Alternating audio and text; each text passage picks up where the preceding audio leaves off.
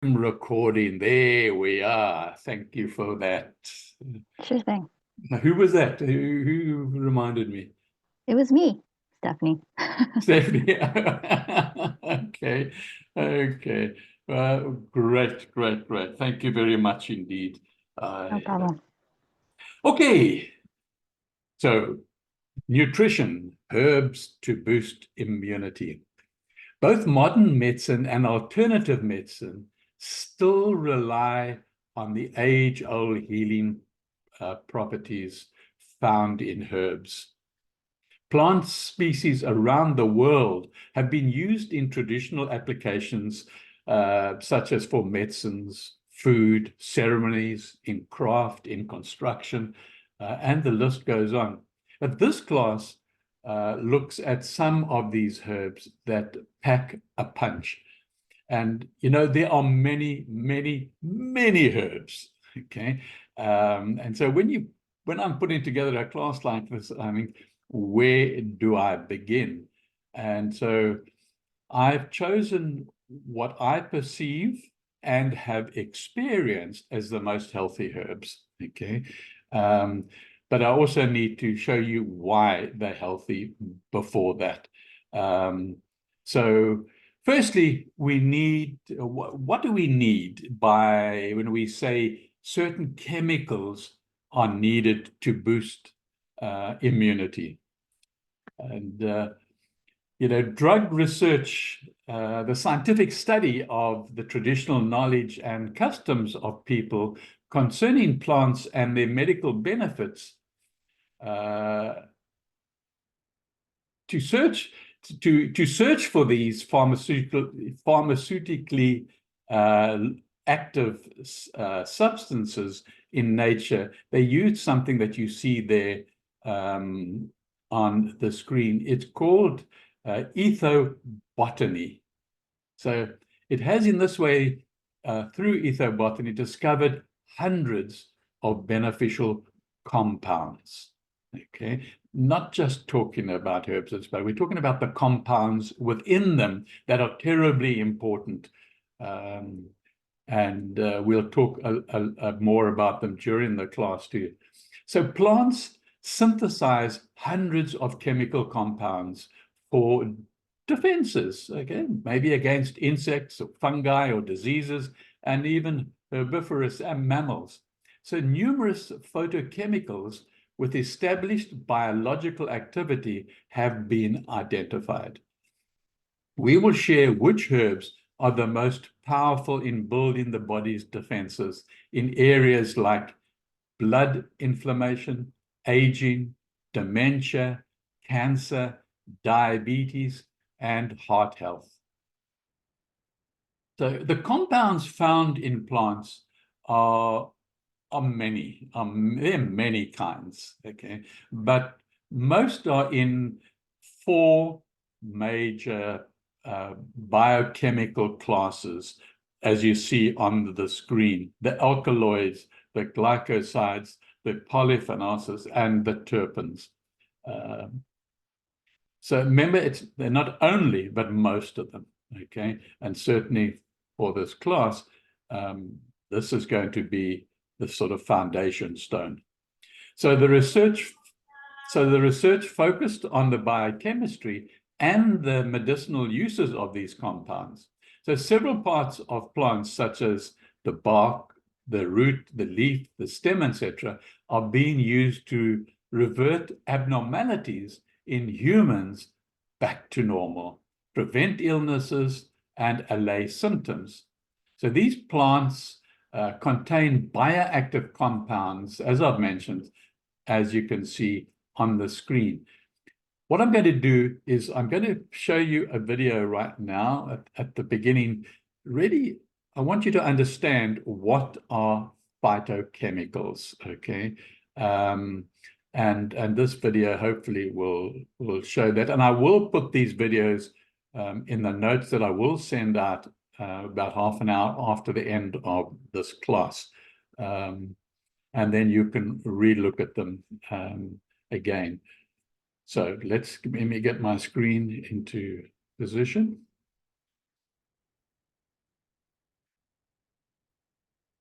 Variety of plant foods. What are phytochemicals? They're chemical compounds found in fruits, vegetables, whole grains, legumes, seeds, and nuts. They contribute to a plant's color, aroma, and taste. They give carrots and sweet potatoes their bright orange color. They give Brussels sprouts, rapina, and other leafy greens their bitter taste. And they give hot peppers their heat. Regardless of internet hype, currently very little is actually known about the effects of phytochemicals on human health. What the evidence shows is eating a diverse plant-based diet provides a wider variety of phytochemicals. Research indicates people eating diets high in plant foods have fewer diseases. It appears phytochemicals in plant foods provide protection against cancer, diabetes, aging, asthma, infections, hypertension, and cardiovascular disease. It's one reason why most superfood lists are mainly plant foods. Vegans and people on high plant-based diets consume the widest variety of phytochemicals. A low-fat diet may eliminate high-fat nuts and seeds. Low-carb and keto diets eliminate most phytochemical-rich foods. 3 of the most studied phytochemicals include lycopene, carotenoids, and flavonoids. While the evidence indicating significant health benefits for humans is promising, it is not yet conclusive. While some mice on a plant-rich diet may turn into super mice, it doesn't mean you'll become a superhuman by eating a high plant food diet.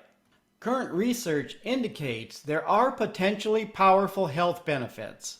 Carotenoids are usually associated with yellow and orange plant foods, but they're also found in foods that are red and green, like broccoli and watermelon.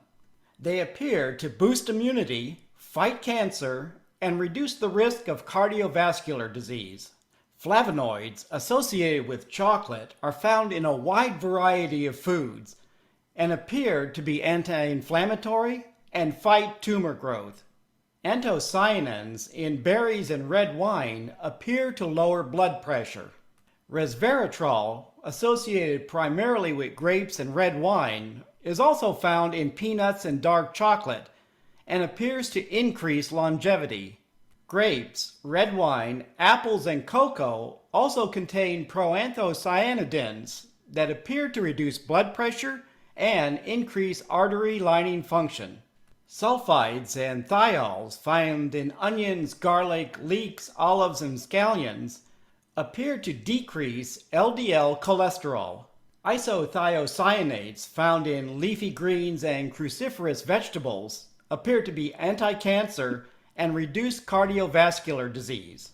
Quercetin found in apples, onions, and citrus fruit appears to be an anti-inflammatory and also decrease blood pressure.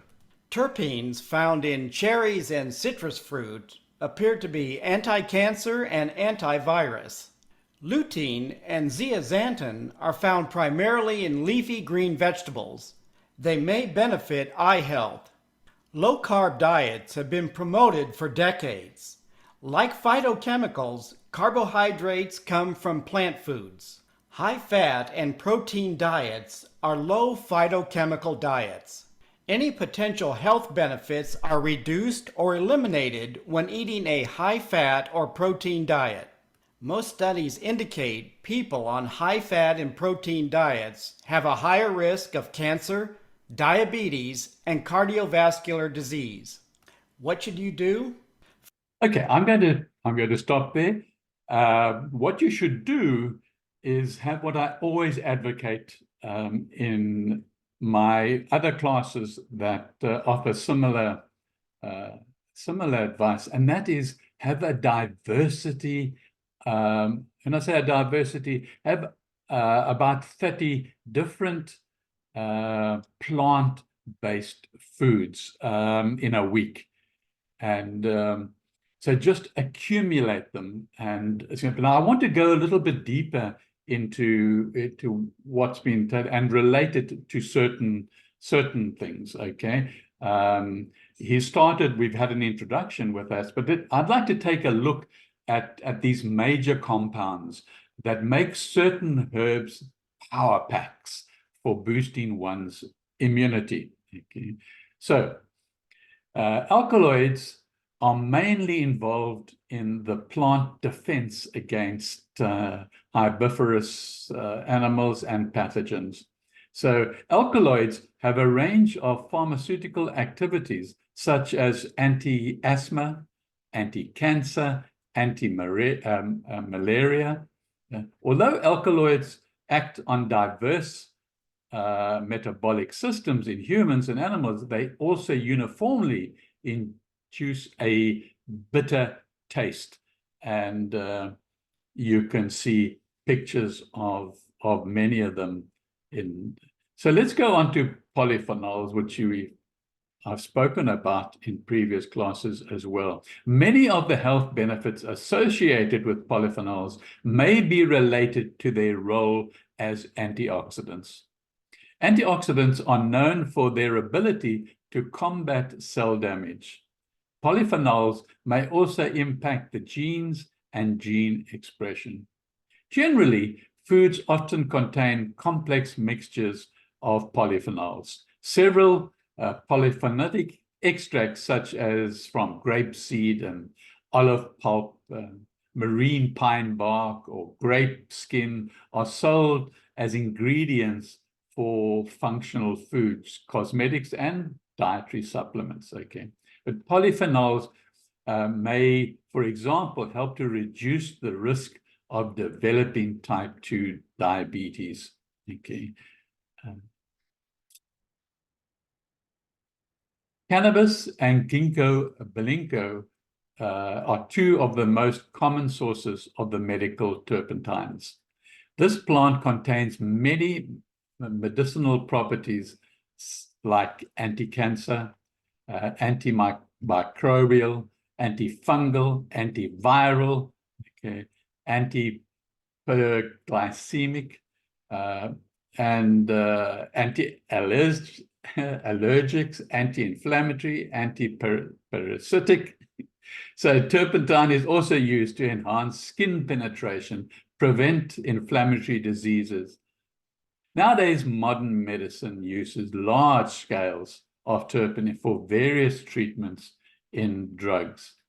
So terpenoids and terpenes are primary components of the essential oils of most types of flower plants. Essential oils are used widely as scents and fragrances in perfumery and other traditional medicine, such as aromatherapy.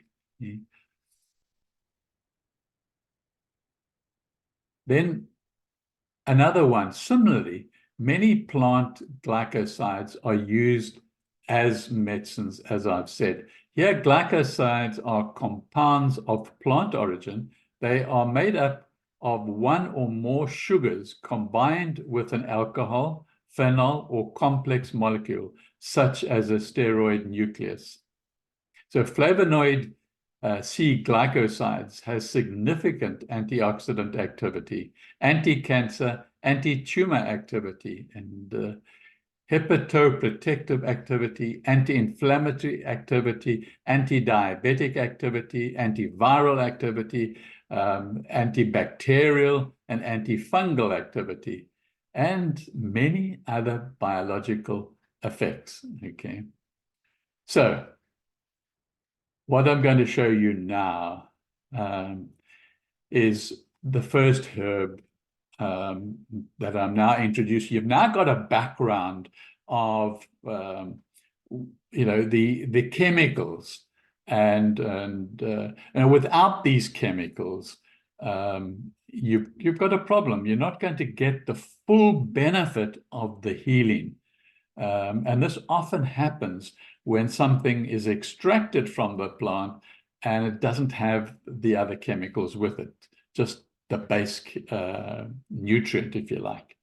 So I'm going to show you what I consider, and certainly have experienced, the most powerful health punch that you can get, okay? And that's what you see in the image right now. This herb packs a powerful punch. It is turmeric. Okay. It contains bioactive compounds which have protective properties that we have just been talking about previously in the class. So turmeric contains many plant substances, many. But one group, the curcuminoids, has the greatest health-promoting effects. Often that curcuminoids is extracted and sold separately, okay? And it is healthy, it is beneficial, but it does miss all the other chemicals that are in the actual herb itself. So colorful plant foods are good for health because of their plant pigments, and turmeric is no exception.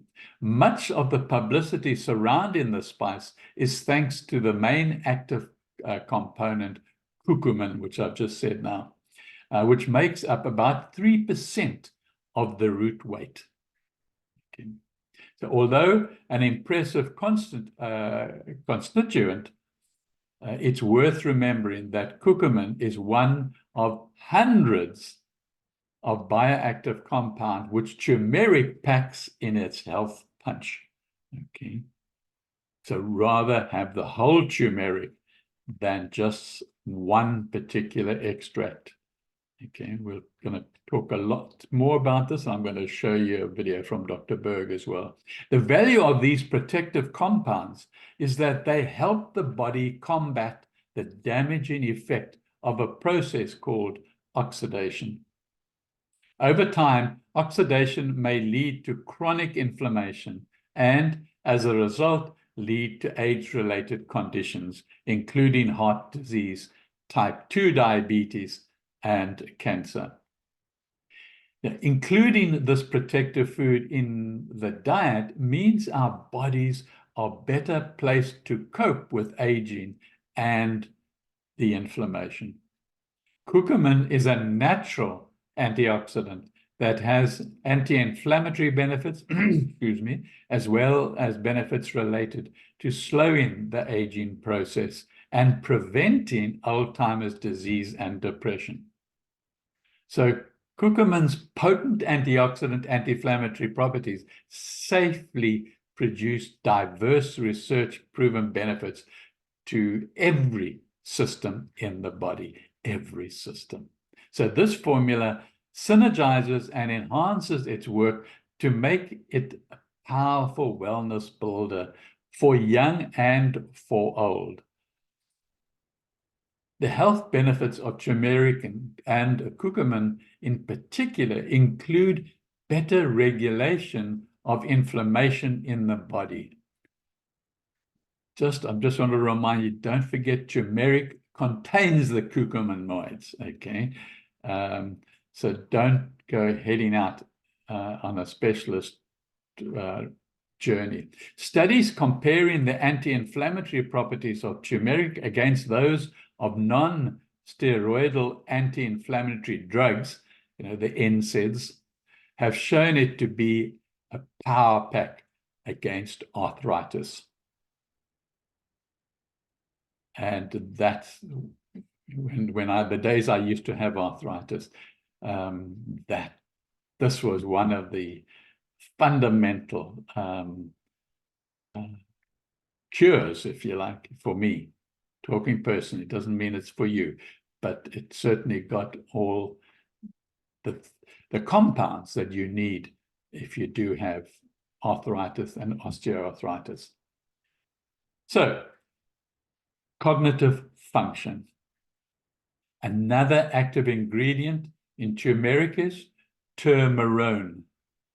This compound is useful for conditions such as stroke and Alzheimer's disease because it helps trigger cell repair and potentially support the recovery of brain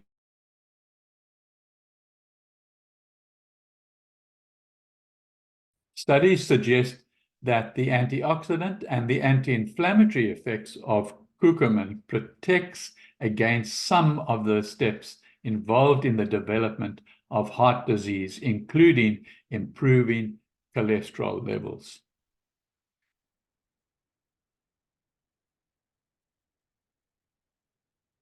Interesting studies suggest curcumin may act as an immune modulator, influencing important immune cells, including T cells, B cells, and natural killer cells.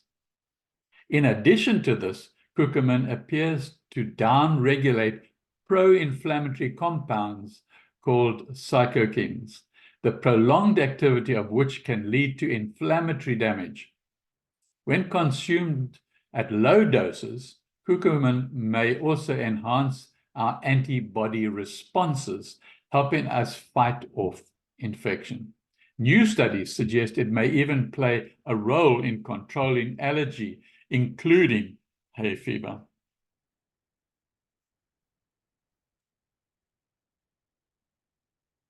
As inflammation is linked to tumor growth, anti-inflammatory compounds such as curcumin may play a role in the treatment and prevention of a variety of cancer types, including colorectal, pancreatic, prostate, breast, and gastric cancers.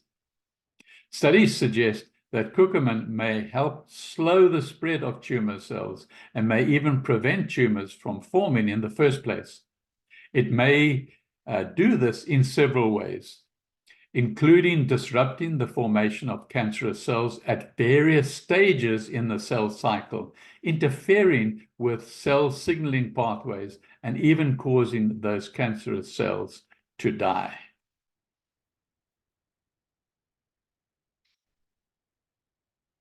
According to a past review of studies, curcumin may help treat and prevent diabetes, as well as associated disorders like diabetic neuropathy, also called diabetic kidney disease, which affects people with type 1 and type 2 diabetes.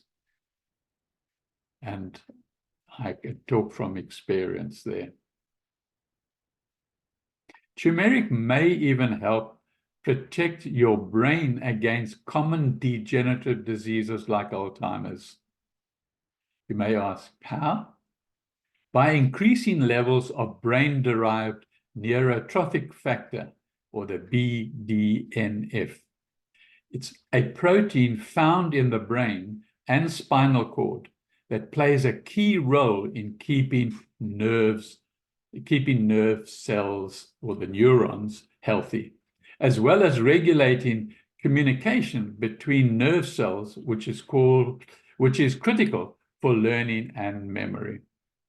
As common brain disorders like Alzheimer's are associated with lower levels of brain-derived neurotrophic factor, turmeric, curcumin in particular, may help delay or reverse brain degeneration. Now, it's important what I'm going to say now. If you're going to start using turmeric, okay, for some of the reasons we've mentioned, okay, you need to eat it at the same time or in the same meal as you would eat black pepper. Black pepper is important it helps the absorption of turmeric. And that's an important factor. Also, I've recently learned that it also helps if you use good fats, okay? Like avocado or olive oil or coconut, and those sort of fats, like all in roughly in the same time period. You don't have to take it together, but you can. But I mean, as long as you are eating or putting black pepper on your food when you're putting turmeric on, that's absolutely great. And anytime, have some of the fats. So that's an important factor, and you're going to hear it again shortly. So I want to just do, before I play you a video, just a summary, okay? Turmeric is so important in this class, okay? Here are some of the areas in which both turmeric and curcumin have shown clear benefits backed by science. And then I'll show you the video by Dr. Berg, okay? So this is a summary. So osteoarthritis, plant compounds in turmeric that include curcumin can reduce markers of inflammation and thus relieve osteoarthritis symptoms. Okay. Yeah, absolutely amazing. Obesity. Turmeric and curcumin may inhibit the inflammatory pathway involved in obesity and may help regulate body fat. Heart disease. Turmeric and curcumin can reduce bad LDL cholesterol and triglycerides and reduce the risk of heart disease as a result. The turmeric and curcumin have medicinal properties that provide many, many health benefits. I hope I've communicated that well in this class. Diabetes, turmeric and curcumin can improve blood sugar metabolism and potentially reduce the effects of diabetes on your body. Cancer, though research is still in its early stages, turmeric and curcumin can reduce the activity of colon and other cancer cells. Antifungal, turmeric and curcumin can disrupt fungal cell membranes and could be used in conjunction with fungal medication for better outcomes. And then finally, antibacterial. Turmeric and curcumin have strong antibacterial effects. They can reduce the growth of many disease-causing bacteria. Okay, now I'm going to show you Dr. Berg's video, and then we will go on to some other herbs. But I really believe that this is probably, it's, you know, in all over the world it is used, and it's used for thousands of years. Okay. And it's used in modern day medicine as well. So it's really, it packs the power punch. Let's listen to Dr. Berg and his opinion. If someone were to truly objectively evaluate turmeric, okay, I don't think there's one condition, one health problem that you couldn't find some benefit from taking this right here. It's amazing. I've been growing turmeric for the last 9 months, and I finally harvested it, and my wife and I are eating it. We're just chewing it. It's like an aromatic carrot. It's not very strong, but boy, does this have some serious potent properties. But first, let me talk about how to increase the bioavailability of turmeric. Now, anytime you take turmeric in a supplement, I highly recommend you don't take it in the curcumin extract only. You want the whole plant, because curcumin is only one of many, and I'm talking about thousands of different phytonutrients in turmeric. So if you get something that says curcumin extract, also make sure it comes with the turmeric powder. Or you could just, like I said before, chew the whole thing. Number 2, black pepper or white pepper will help you increase the absorption by roughly 2,000%. The white pepper actually increases the absorption a little bit better, but they're both pretty similar. Now, what you could do if you're going to take a supplement or just consume this, you can just take a black peppercorn or a white peppercorn and just swallow it. That will help. And thirdly, add some fat at the same time you're consuming it. The question is why? Because a lot of these phytonutrients, including curcumin, are fat soluble. So in order to better absorb them, you need some fat. You can do ghee, you can do butter, MCT oil, coconut oil, olive oil, any of the fats, just a little bit. Now, the other thing to know is that these phytonutrients are a bit heat sensitive. So if you're going to put them in your foods, chances are they're not going to be as potent. The other point is, if you get a supplement with turmeric or the curcumin extract, make sure you get the one that's freeze-dried, because freeze-dried allows for these enzymes to be activated. So they're in a state that's dormant, but they're not overly processed or heated. So let's just do a deep dive into what this stuff actually can do for your body. Out of all the plants, I would imagine that turmeric is right at the very top as far as the number of studies that were done on this. I'm talking about double-blinded, placebo-controlled studies on all sorts of things. The two big areas of research for turmeric are number one, inflammation, and number two, cancer. And the amazing thing about turmeric is that it has virtually no side effects. There's been no deaths, no serious side effects, maybe some slight digestive problems if you have too much.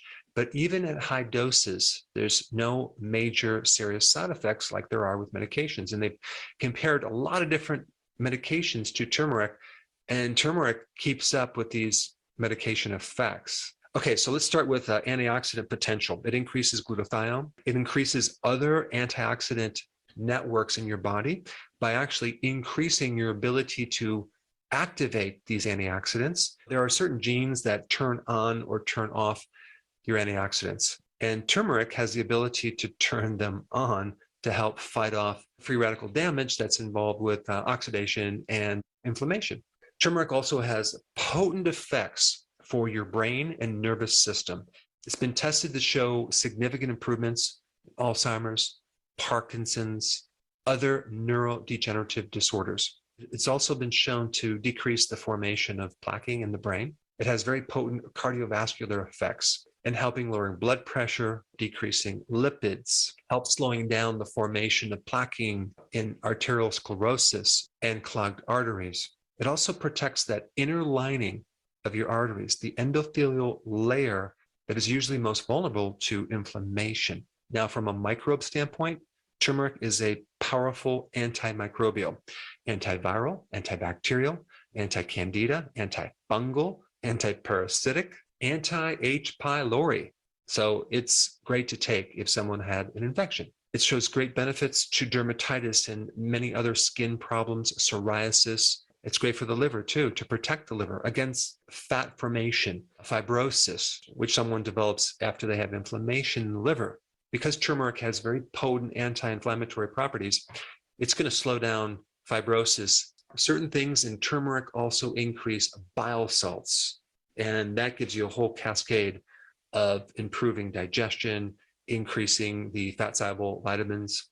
Turmeric helps support the gut mucosal lining, and that's really important to prevent autoimmune diseases. Throw away your Just old bear with the turmeric adverts. right now, because what you're about to hear in this video. Allergies and immune deficiencies. Curcumin in turmeric directly targets the DNA to help protect the DNA against free radical damage, to help in the improvement and repair of DNA. It also helps the cells that are damaged commit suicide, and that's a good thing. It's called apoptosis, which is controlled cell death if there's a problem in the cell, which that right there can help lessen the risk for cancer. Curcumin also protects the cell if someone is taking chemo or radiation therapy, as well as increasing the effectiveness of that treatment. Turmeric also helps the endocrine system in many different ways. One big way is to make insulin more sensitive. So if someone has insulin resistance as a pre-diabetic or a diabetic, it helps insulin become more sensitive.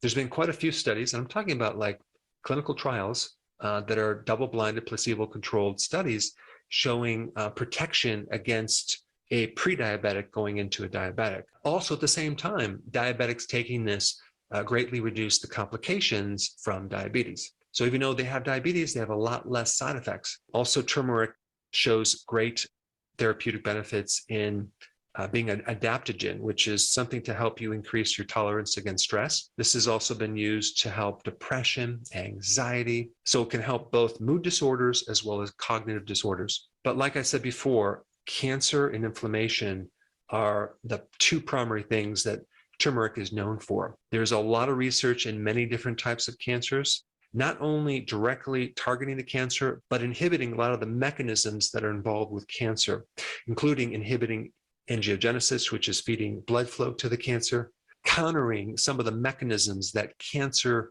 and tumor cells use to suppress your own immune system. So it actually helps your cells prevent the cancer cell from surviving. And also in one study, they found curcumin inside a colon cancer cell, which means that somehow it ended up there, which is a good thing because now that can create some really cool effects. There's many different pathways involved with inflammation. And so curcumin seems to inhibit most of those pathways, which gives a very broad spectrum approach for inflammation. I'll include one study that shows all the different medications that work for inflammation and then how curcumin mimics a lot of these medications. And so curcumin is not actually a root, it's a rhizosome, which is kind of like the stem of a plant that lives underneath the soil to help protect it. And like I said before, it's not bad, but if you're not growing it, just go to the grocery store, go ahead and buy some organic and just eat 2 or 3 of these per day to prevent a lot of problems. Okay. I think hopefully we've made the point. Okay, I say we because Dr. Berg in that video, but also the points I was trying to make in the class is that, and from personal experience too. And I also I want to say that this week. My wife never took curcumin, okay, and she had her fingers, every single joint in the finger was painful and was obviously prohibiting her from really doing her job effectively. And so I gave her some of the curcumin that I had from a particular company, and within 2 days, her pain was gone. Okay. And you attend her classes, a lot of you attend her classes, ask her about it. Okay. And she'll tell you about it. And you can keep progress on her and her painful joints as well. Okay. All right. I wouldn't be doing justice to the description of the class if I didn't talk about some other herbs as well. But I think I've made my point that the most important herbs and spices for healing is definitely what we've just gone through. Okay, I'm going to talk about the 4 that you see in this particular image now, and let's start with the first one. Okay, basil. Okay, it's been used in over 300 different Ayurvedic herbal treatments for thousands of years, including tinctures and teas and ointments and tonics and so forth. So what is the herb basil good for?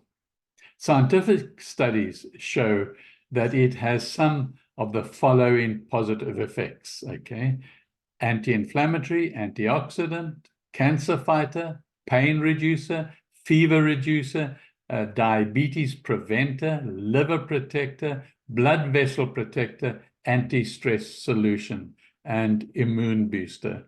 So basil health benefits include the ability to fight heart disease, diabetes, bacteria and fungal infections, viruses and inflammation, and more. Okay. And I grow a plant. I just grow it because it's powerful. You don't need a lot. And I grow a plant and in a pot, and it's beautiful. When I make a smoothie, I just cut off some leaves and add it to the smoothie, and the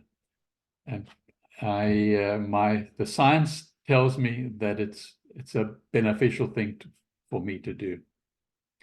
So the other aspect that I use and always have used a lot of for various reasons is what you see in the image now, cinnamon.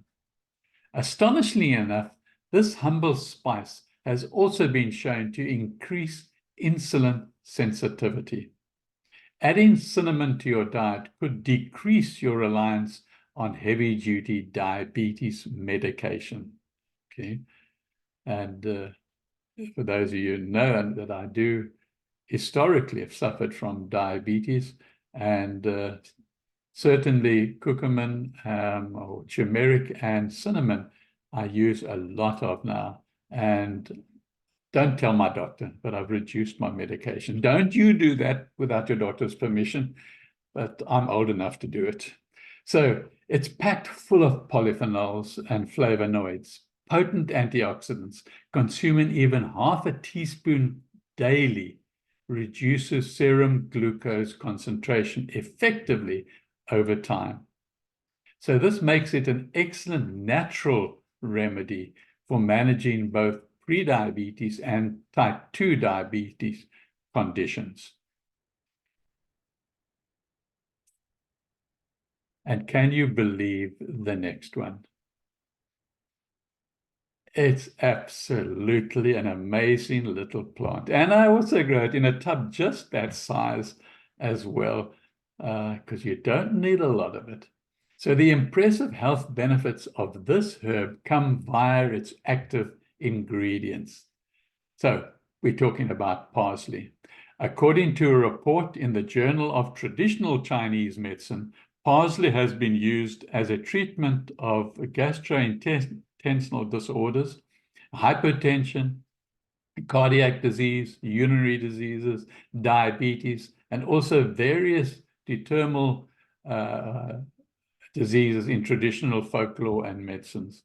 So there's evidence that parsley benefits include helping fight the following symptoms and disorders: inflammation, oxidative stress, free radical damage, in other words, the anemia, bladder infection, digestive problems, including irritable bowel syndrome, kidney stones, bad breath, arthritis, bloating, edema, gas, acid flux,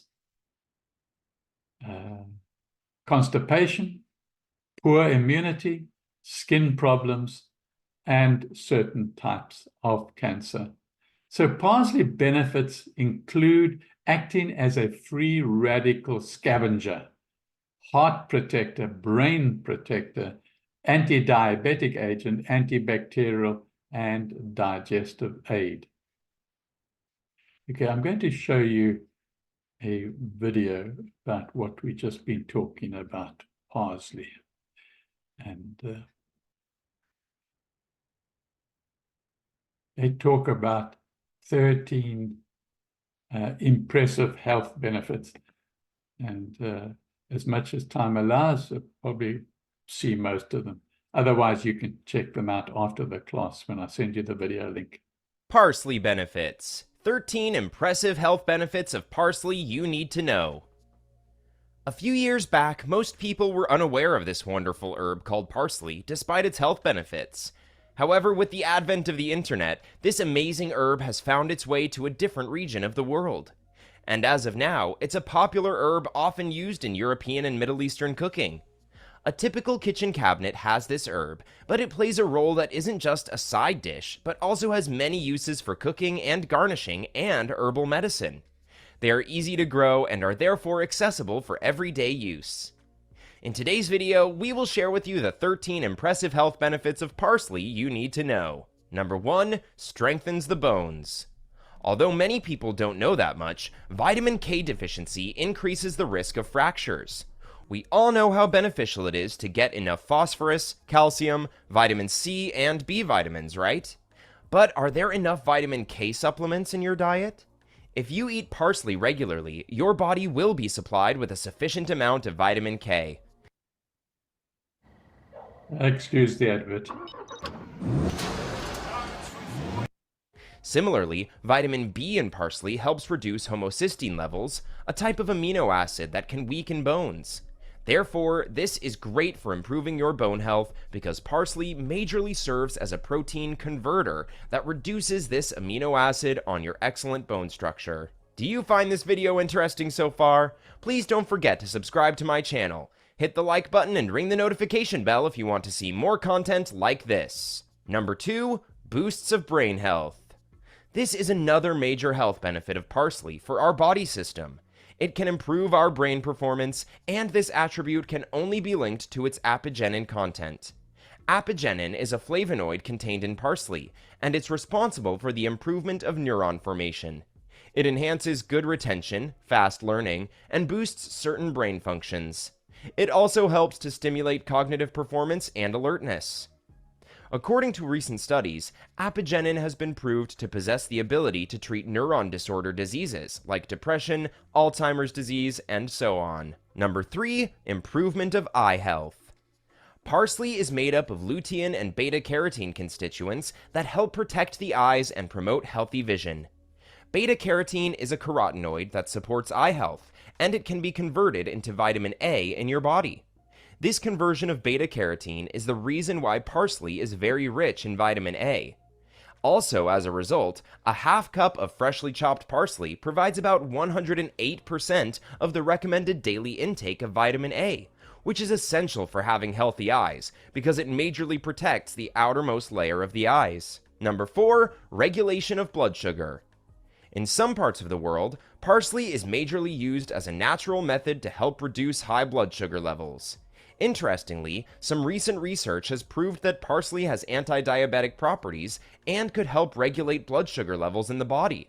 Moreover, parsley is known to play a crucial role in the treatment of diabetes, as it contains a flavonoid called myricetin, which lowers blood sugar levels and lowers insulin resistance. In one study, diabetic rats treated with parsley showed a drop in blood sugar levels for a month. Number 5, enhancement of healthy hair growth. Okay, we're going to leave that there. Please watch it when I send you the link after the class. And I really wanted to communicate what I was saying there, or endorse what I was saying with that video, that parsley really does have beneficial effects. And it is so easy just to keep a plant, because you don't need a lot of it. Just keep a plant in a container like that, anywhere. It can be on your windowsill, indoors, on your balcony. It really doesn't matter where. And then the last herb I want to show you is calendula. And I'll end off with a video as well about this. So calendula holds very powerful healing effect internally and externally. So the bright, wonderful colors of the calendula flower come from the potent flavonoids. Now, you know what a flavonoid is because we've spoken about it at the beginning of this class, that can protect and heal our bodies. It's a great natural remedy that has very few side effects. The powerful antioxidants within the little yellow flower hold the key to helping reduce and subside many inflammatory health issues. This wonderful, gentle herb can be mixed into many homeopathic and natural products, ranging from teas to creams. So its powerful anti-inflammatory properties make it a potent remedy for all kinds of inflammatory issues like diaper rash, dermatitis, ear infections, ulcers, sore throats, and more.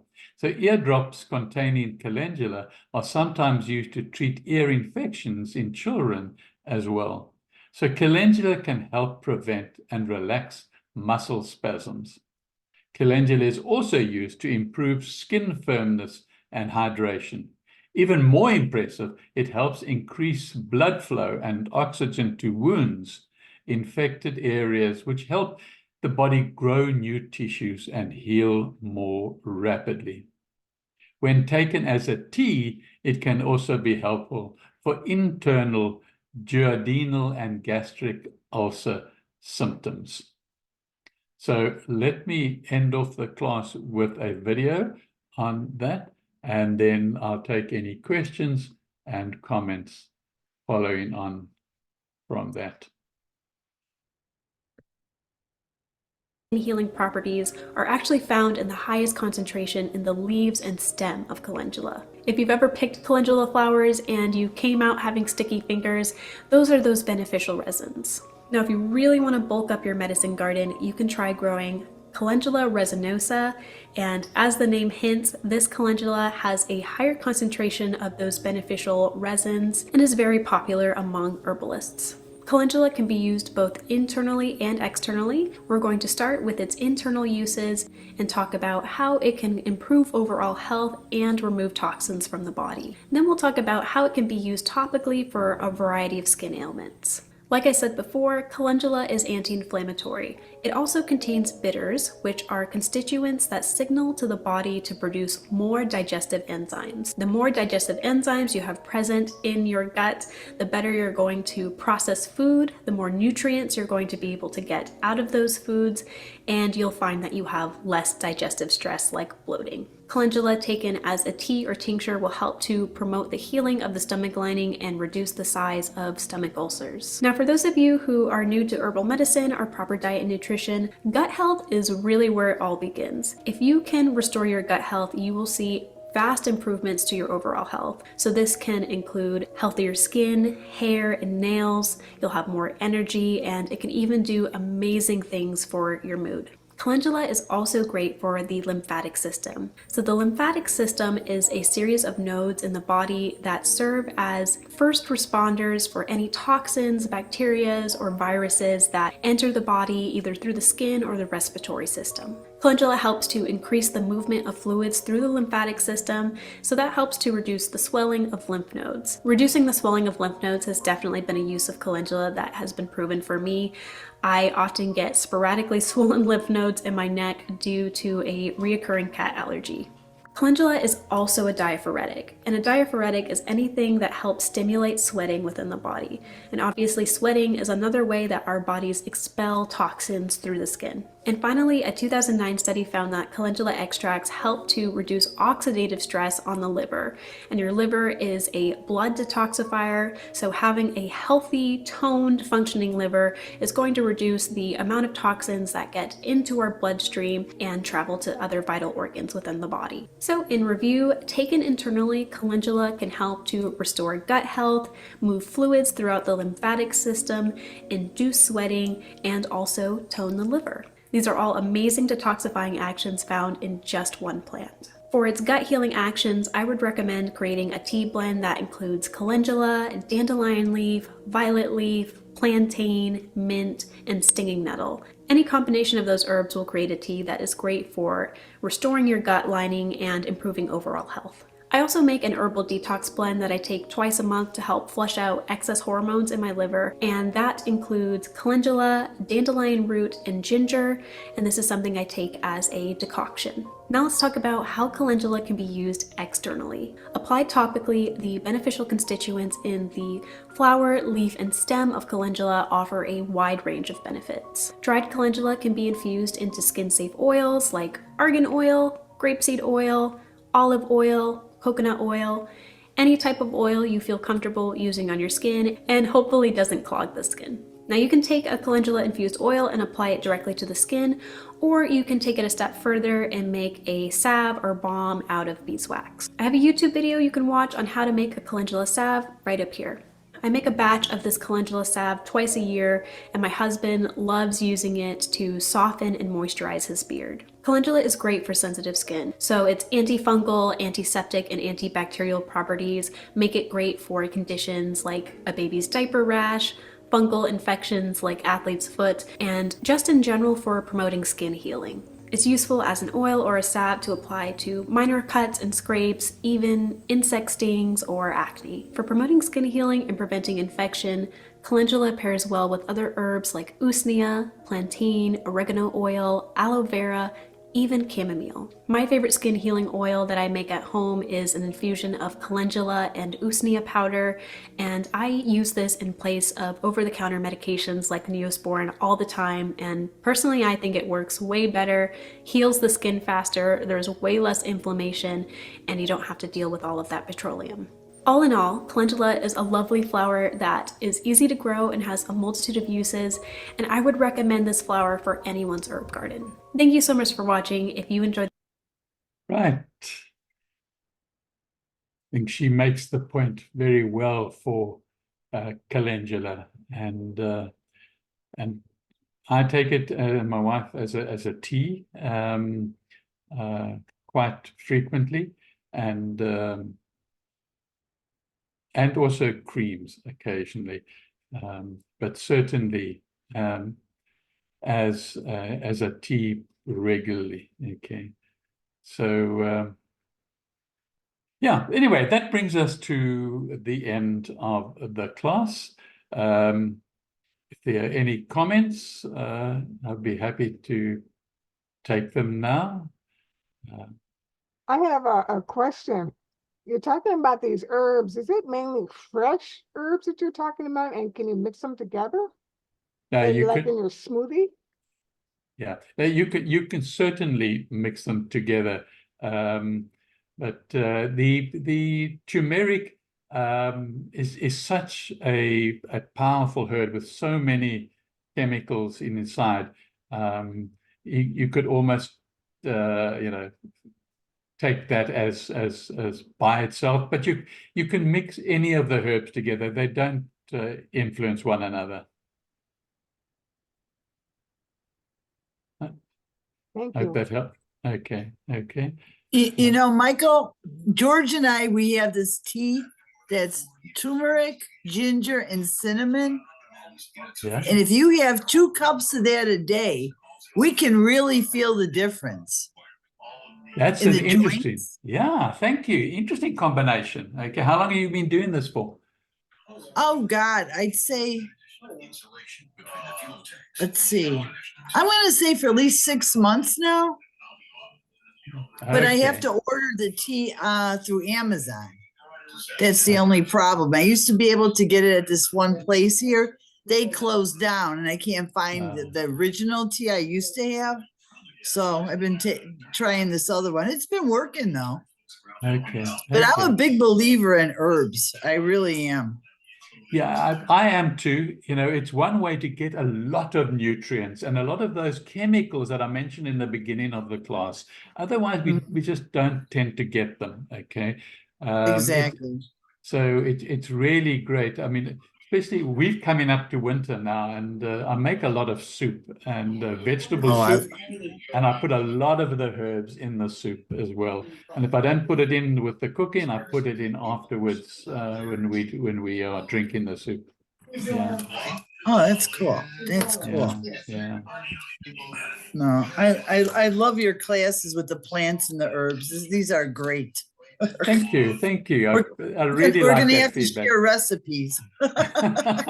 Oh, I'm a real failure when it comes to recipes. I just on the day I just go with my intuition and I just do stuff. And sometimes it's a disaster, but mostly it's okay. And so I'm not the person to ask for a recipe. Oh, I do the same thing. My husband, George will always go, somebody will say, oh, this was good. And George goes, don't ask her for the recipe because she always changes things. I do. But I'll be honest, the last soup that I made, I can't eat it. I put too much red pepper, cayenne pepper in there and chili. Oh, no. Okay. He likes it. I can't eat it. Oh, I think we lost Michael.